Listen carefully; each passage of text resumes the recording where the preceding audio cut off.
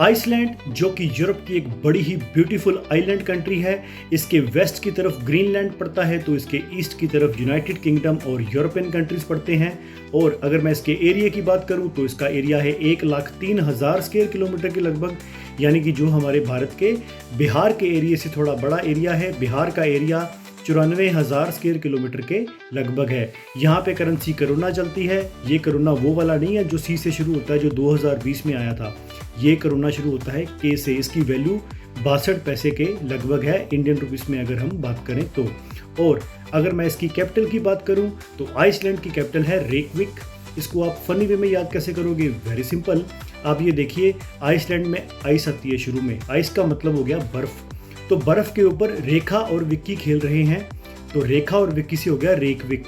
इस तरह से फनी वे में आपने इसको याद करना है। तो आइसलैंड की कैपिटल होगी रेकविक। इसके मिडल ऑफ द स्पेलिंग्स में जे आता है जो कि साइलेंट है, इस चीज़ का आप ध्यान रखना। जो आइसलैंड कंट्री है ये अपने आप में बड़ी ही ब्यूटीफुल कंट्री है। ये एक नेचुरल ब्यूटी वाली कंट्री है।